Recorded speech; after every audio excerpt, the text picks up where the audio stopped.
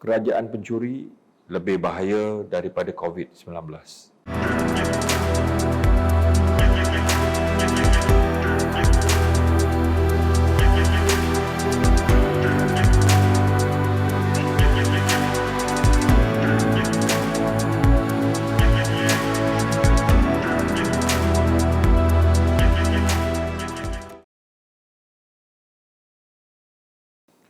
Saya rasa kita tidak akan banyak terjejas apabila pertemuan antara muda dan PKR itu berlaku di Lakin.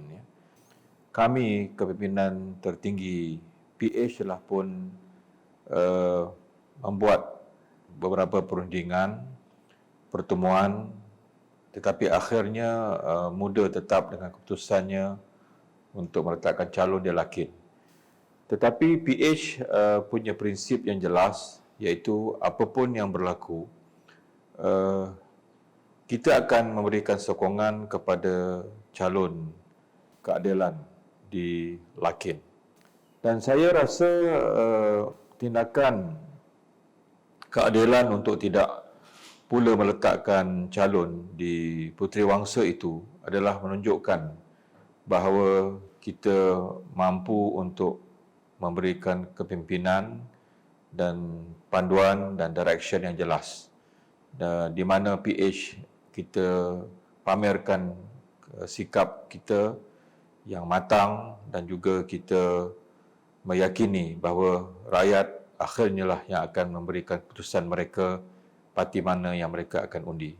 Tapi saya ingin memperjelaskan di sini bahawa kita punya kejelasan crystal clear dari segi prinsip dan juga peraturan dalam kita bermufakat, dan PH memegang teguh prinsip ini, dan biarlah rakyat akan memberikan keputusannya nanti.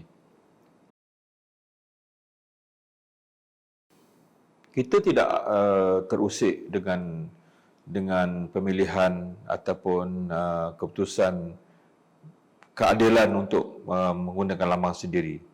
Kita telah mengadakan persefahaman itu, dan rakyat kena tahu bahawa keputusan keadilan itu dibincang dan diterima dalam mesyuarat PH. Jadi itu tidak punya apa-apa masalah tentang perkara itu. Namun begitu, kita tidak akan berjalan bersendirian, hanya lambang saja berbeza, tapi semangat PH tetap utuh. Dan sekarang ini tawaran untuk Johor sedang dalam proses untuk kita siapkan atas nama Pakatan Harapan. Itu tak ada masalah. Saya ingin menyatakan di sini bahawa kita punya keyakinan untuk mempertahankan kursi yang sedia ada. Amanah sendiri kita telah menang 9 kursi, keadilan 5 kursi, dan juga DAP 14 kursi. Jadi kita punya kemampuan untuk mengekalkan kursi ini. Kalau kita ambil Melaka sebagai benchmark, ke undi UMNO tidak meningkat pun, tetapi oleh kerana peratusan keluar mengundi itu agak rendah, maka dia memberikan kelebihan kepada UMNO Barisan Nasional. Sebab itu dalam kondisi Johor, saya telah melihat beberapa perubahan dan dinamika dalam sikap pengundi. Waktu di Melaka,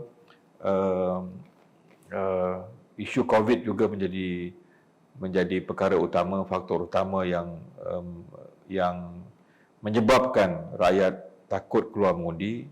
Fear factor itu ada. Jadi saya yakin peratusan mengundi akan meningkat di Johor berbanding dengan Melaka. Jadi sebab itu kita punya keyakinan kita boleh untuk menang dan mempertahankan kursi-kursi yang telah kita dapat dalam PRU yang ke-14. Tentang apakah bentuk kerajaan yang akan akan terjadi selepas keputusan pada 12 Mei nanti, 12 Mac nanti, saya rasa itu kita jawab kemudian. When come to the bridge, we cross. Kita pastikan pasukan kempen kita melalui media sosial ini akan dapat kita pertingkatkan. Dan kita pun telah meletakkan pelaburan yang agak tinggi dengan menggunakan media sosial ini supaya rakyat diyakinkan untuk mengundi. Kerajaan pencuri lebih bahaya daripada COVID-19. Tagline ini saya rasa kita kena war-warkan supaya rakyat tahu bahawa kalau dibiarkan ataupun kita mengambil sikap tidak peduli, tidak balik mengundi ataupun mengambil sikap kita bosan dengan politik, kerajaan pencuri ini akan terus berkuasa untuk 5 tahun. Dan suka diingatkannya bahawa ini bukan pilihan raya kecil. Ini pilihan raya negeri yang sama berlaku di Melaka dan juga di Sarawak. Rakyat akan memberikan mereka mandat 1 penggal 5 tahun. Oleh itu berhati-hatilah.